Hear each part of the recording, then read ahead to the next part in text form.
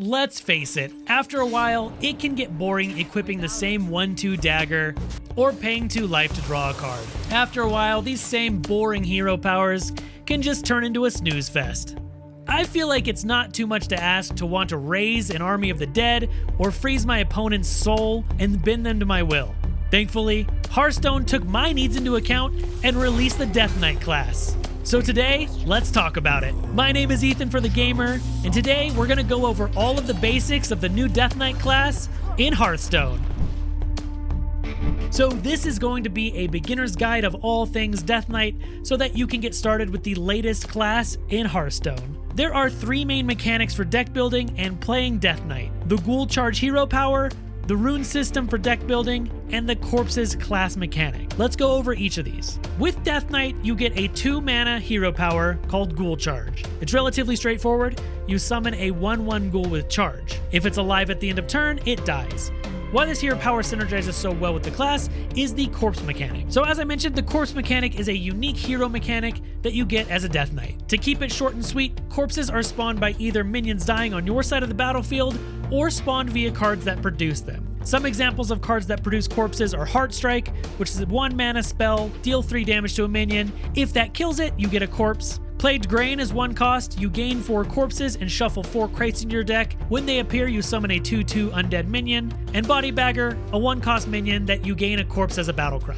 Now you'll accrue corpses as you play the game, and there are a lot of cards that synergize with this, where you spin corpse for powerful abilities. Some examples of cards that use corpses as a resource would be something like Marrow Manipulator. It's a 6-mana 5/5 undead minion, and it has a battle cry. You spend up to 5 corpses, and you deal 2 damage to a random enemy for each corpse spent. Another great example is Defrost. This is a 2-mana spell where you draw a card, and you can spend 2 corpses to draw another one. Or something like Grave Strength, where you can give your minions +1 attack with it, but you can also spend 5 corpses to give them +3 attack instead. Corpses are a really cool, interesting mechanic, and something that really synergizes with your hero power as well. Now the last main mechanic I want to talk about with Death Knights is the rune deck building system. This may seem a little daunting at first, but it's pretty straightforward once you understand the basics. So Death Knight's deck building is unique and a new angle for Hearthstone's constructed. There are 3 rune types available: Blood, Frost, and Unholy. Each rune type comes with its own set of cards, but you can mix these together in certain ways depending on the rune cost of each card.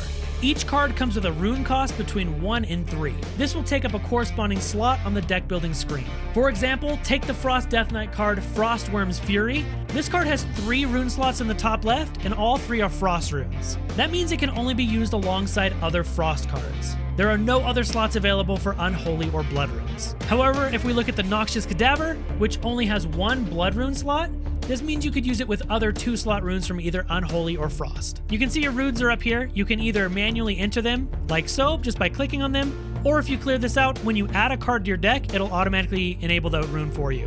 So if I put the Noxious Cadaver into my deck, you can see it automatically added a Blood rune. And if I add a Battlefield Necromancer, you can see it'll add the 2 Unholy runes that I need to play it. If cards have runes, you can only play them if you have the associated runes alongside the deck. So since this deck has a Blood rune and 2 Unholy runes, I can't play any cards that use Frost runes. So you can see it reds them out so I can't play them, and if I add them, it'll tell us that we don't have the runes available.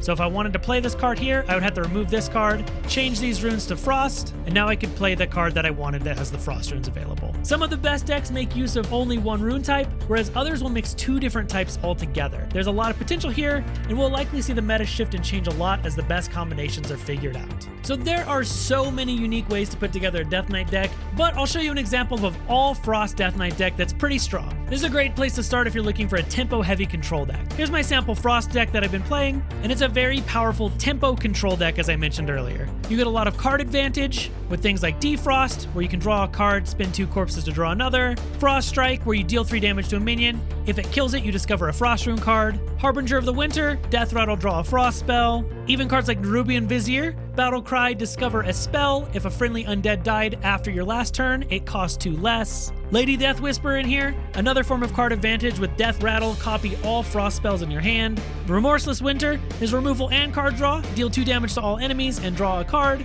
School Teacher, kind of the same thing. It adds a 1/1 Noggling to your hand, and then you discover a spell that costs 3 or less to teach it. Overseer Frigid Aura, very powerful. Battlecry, draw 2 spells. If they're both frost spells, it deals 2 damage to all enemies. And since our deck is all frost, it always triggers. So you can see the theme with this deck, lots of card draw and also lots of removal. With cards like Thessarian here, 4 mana 3/3 with Reborn, Battlecry and Death Rattle deal 2 damage to a random enemy. The Marrow Manipulator, 6 mana 5/5, Battlecry spend up to 5 corpses, deal 2 damage to a random enemy for each. And Frostworm's Fury, super powerful card, 7 mana frost spell, it deals 5 damage, you freeze all enemy minions, and you summon a 5/5 Frostworm. We also get to play a couple powerful weapons like the Rhyme-Fang Sword, which after your hero attacks, it reduces the cost of a spell in your hand by 1, and since it's a spell-heavy deck, it synergizes very well with our deck. And the Might of Menethil, 4 mana 4 attack weapon, with Battlecry spend up to 3 corpses and freeze that many enemy minions. And we're playing Sire Denathrius. As a top end, 10 mana 10/10 with Lifesteal, and Battlecry, deal 5 damage amongst enemies, endlessly infuse 2, deal 1 more. It's kind of an in-game bomb, and it synergizes super well with our deck and our hero power. Generally with this deck, you want to control the board, take favorable trades, and play your big cards. This deck isn't too complicated and makes use of some of the Death Knight's most powerful cards. It is a tempo-heavy deck, which means that you're trying to control the board at all times, placing down more and more powerful cards. And it makes great use of all the powerful Frost cards that we have at our disposal. If you're looking to get into Death Knight, this is a great place to start. And there you have all of the basics of the Death Knight. Now you should understand all of the things that you have at your disposal to go out there and raise an army of the dead to destroy your enemies. Thank you so much for watching this video, and remember, check out thegamer.com for all things gaming, and we'll see you in the next video.